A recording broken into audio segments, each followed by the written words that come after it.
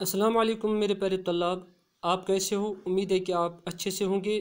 اللہ تعالیٰ آپ کو اپنے امان میں رکھے۔ آج ہم حسرت موہانی کی ایک غزل پر بات کرنے جا رہے ہیں۔ یہ غزل 12ویں جماعت کے نصاب میں شامل ہے۔ میرے پیارے طلاب، پہلا شعر یعنی مطلع اس کا کیا ہے؟ وہ یہ ہے: بلاتا لاکھ ہوں لیکن برابر یاد آتے ہیں، الہی ترک الفت پر وہ کیوں کر یاد آتے ہیں۔ مائی اسٹوڈنٹس، ترک الفت کے معنی ہیں محبت چھوڑ دینا یا عشق کرنا چھوڑ دینا۔ تو اس مطلب کہ اس شعر میں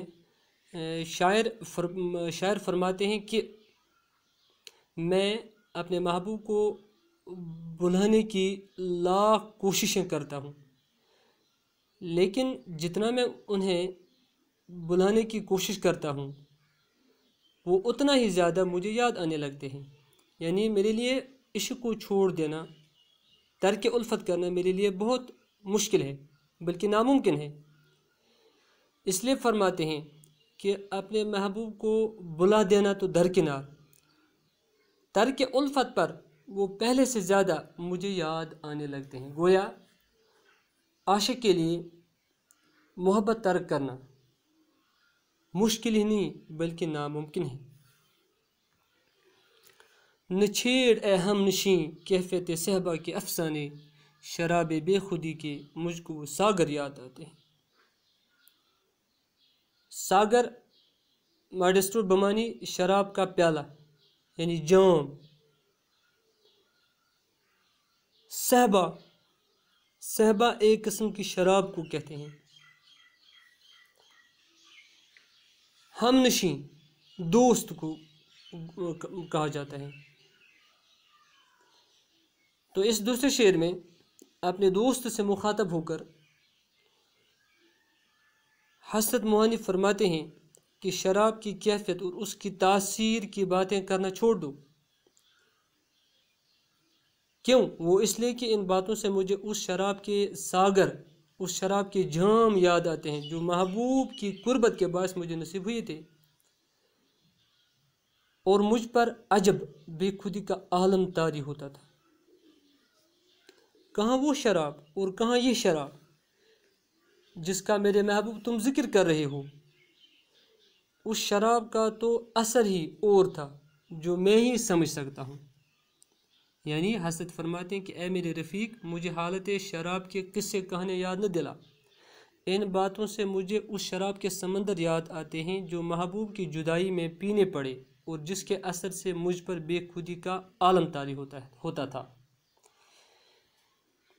رہا کرتے ہیں قید ہوش میں اے وای ناکامی، وہ دشت خود فراموشی کے چکر یاد آتے ہیں۔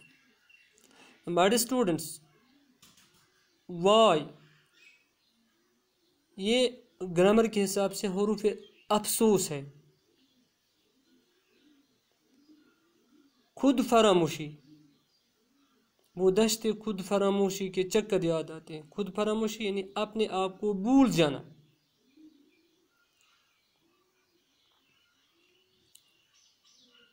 بے خودی، اپنے فکر نہ کرنا یعنی کہ مستی۔ تو ہمارے اسٹوڈنٹس، اس تیسرے شعر میں یہ جو حسرت موہانی ہے وہ فرماتے ہیں کہ اب جب کہ میں ہوش میں آ چکا ہوں، لیکن یہ تو میری محبت کی ناکامی ہے اور میں ہوش و حواس کا قیدی بن چکا ہوں۔ مجھے خود فراموشی کے عالم میں جنگلوں اور ویرانوں میں آزاد آوارہ گری کی یاد آتی ہے، اور چاہتا ہوں کہ میں اسی حالت میں پھر لوٹ آؤں۔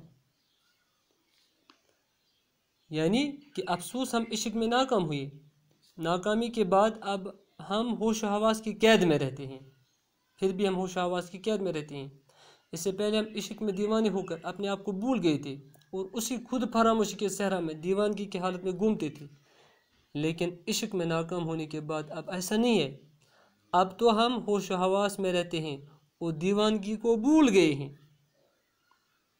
اب شاعر چاہتا ہے کہ میں اسی حالت میں پھر लौट आना चाहता हूँ और दीवानगी को भुला देना चाहता हूँ। नहीं आती तो याद उनकी महीनों तक नहीं आती, मगर जब याद आते हैं तो अक्सर याद आते हैं।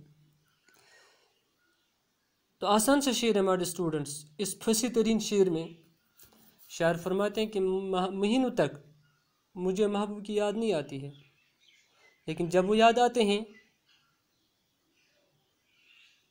तो वो अक्सर और बेशतर मुझे याद आने लगते हैं।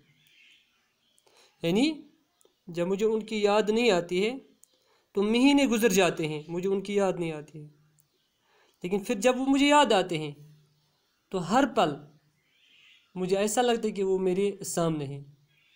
गोया कि माजी बईद की किसी याद के ताल्लुक से ज़हनी कैफियत को हकीकत पसंदाना अंदाज में बयान किया गया है इस शेर में। हकीकत खुल गई हसरत तेरी तर्क मोहब्बत की, तुझे तो अब वो पहले से भी बढ़कर याद आते हैं। मकता के इस शेर में हसरत अपने आप से मुखातब होकर यूँ फरमाते हैं कि तुम्हारे तर्क उल्फत की हकीकत, हसरत कि तुम्हारे तर्क उल्फत की हकीकत सामने आ गई। तुम तो मोहब्बत तर्क करना चाहते थे, लेकिन ये क्या कि ऐसा इरादा करते ही महबूब की याद ज़्यादा शिद्दत से आने लगी।